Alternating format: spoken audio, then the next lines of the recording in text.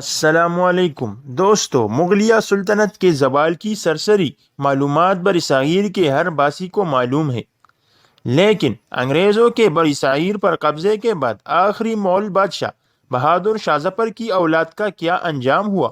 آج کل مغل خاندان کہاں ہے؟ کن حالات میں زندگی بسر کر رہا ہے؟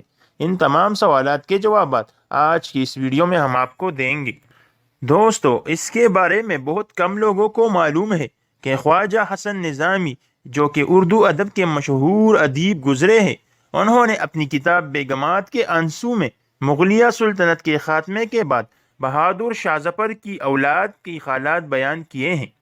خواجہ حسن نظامی اپنی کتاب میں لکھتے ہیں کہ 1858 میں جب انگریزوں نے سکوں کی مدد سے مغلیہ سلطنت کے آخری تاجدار بہادر شاہ ظفر کو غدر کے مقام پر شکست دی اور دہلی پر مکمل قبضہ کر لیا، تو انگریزوں نے بہادر شاہ ظفر کو ان کے اہل خانہ سمیت ایک چھوٹی سی کوٹری میں قید کر دیا۔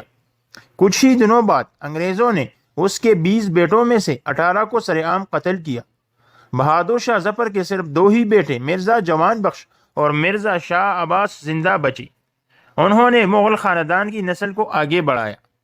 دوستو، بہادر شاہ ظفر کی موت کے بعد انگریزوں نے ان کی خاندان کو برما جلا وطن کر دیا اور بہادر شاہ ظفر کے 2 بیٹوں کو ہندوستان واپس نہ جانے کی شرط پر زندہ رکھا، کیونکہ انگریز اس بات سے بخوبی واقف تھے کہ اگر یہ دونوں شہزادے ہندوستان واپس آ گئے تو مغل بادشاہ بہادر شاہ ظفر کی اولاد کی حیثیت سے یہ ہمارے خلاف کسی بھی نوعیت کا قدم اٹھا سکتے ہیں۔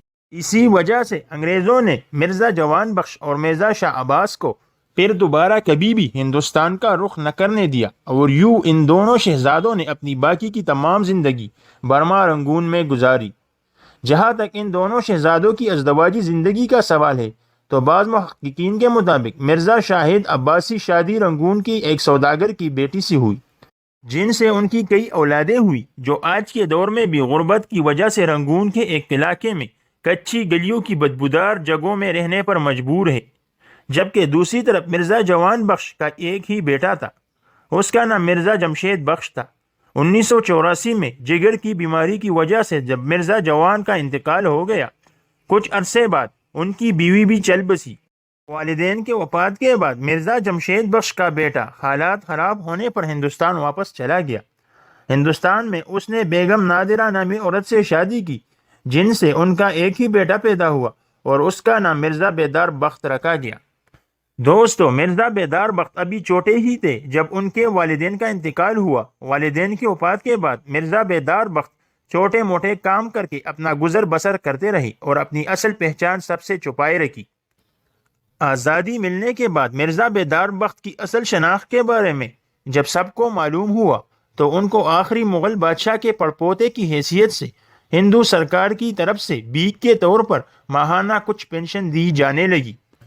معزز ناظرین، 1950 کی دہائی میں مرزا بیدار بخت نے سلطانہ بیگم نامی عورت سے شادی کی، جن سے ان کی 5 بیٹیاں اور ایک بیٹا پیدا ہوا۔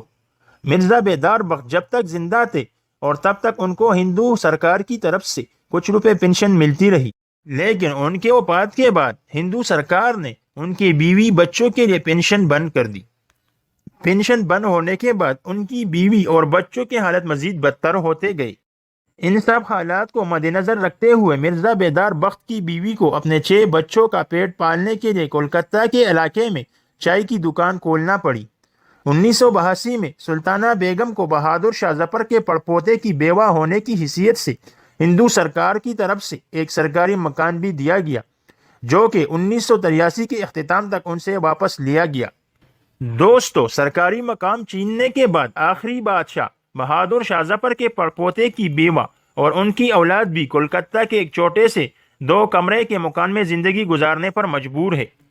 دوستو، جنہوں نے تقریباً 350 سال پورے برصغیر پر حکومت کی، آج ان کی اولادیں انڈیا اور برما کے گلی کوچوں میں انتہائی غربت کی وجہ سے در در کی ٹوکریں کھانے پر مجبور ہے۔ تو دوستو، آپ کی کیا رائے ہے؟ کمنٹ میں ضرور آگاہ کیجیے گا۔